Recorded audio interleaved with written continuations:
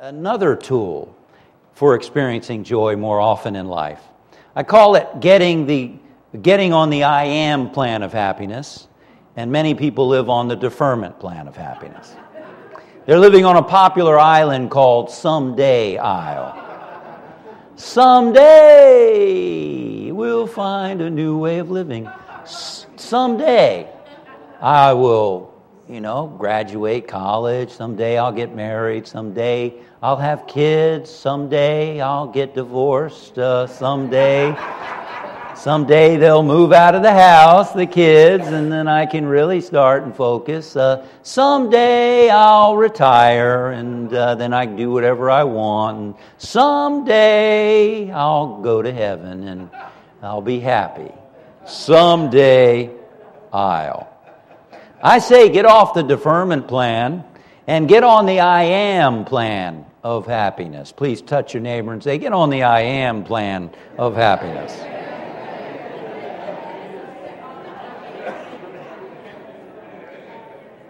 When Moses was called to lead the Hebrew people out of Egypt, he was told to go back to the Pharaoh and to make some demands. He was put in quite a negotiation situation then.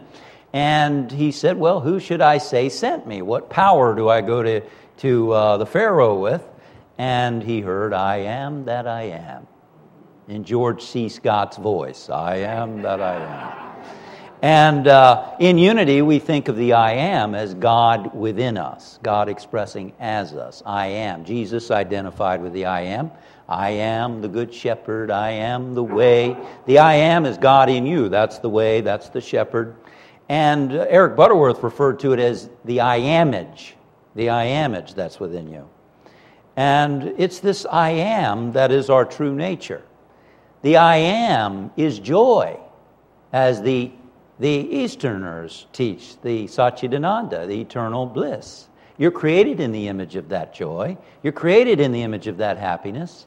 And one of my first teachers on this path of searching was a book that I picked up by Swami Satchidananda. And in that book, I read that your nature is joy, that God is happiness, and happiness is everywhere present, and that presence is being you, and so you are happiness. He said, you are happiness personified.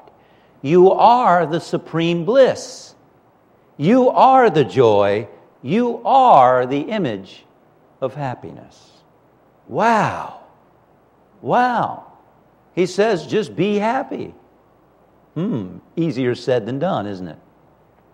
Why? Because, often our mind gets disturbed.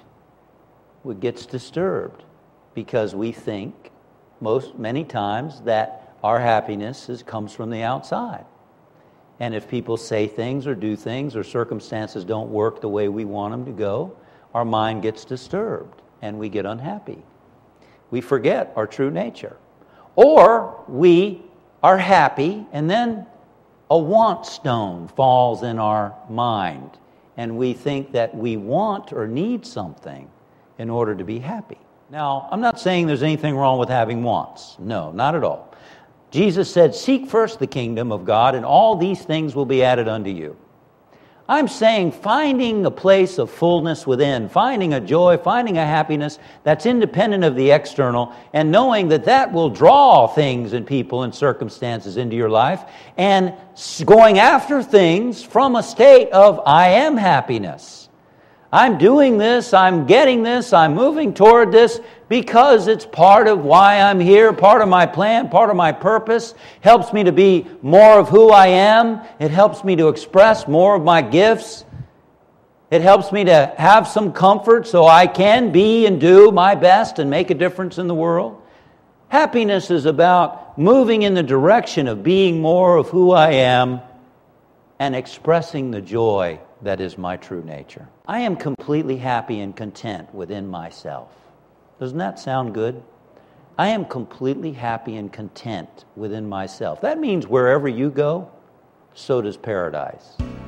You have a portable paradise wherever you go. I am completely happy and content within myself. Want to say that with me? I am completely happy and content within myself.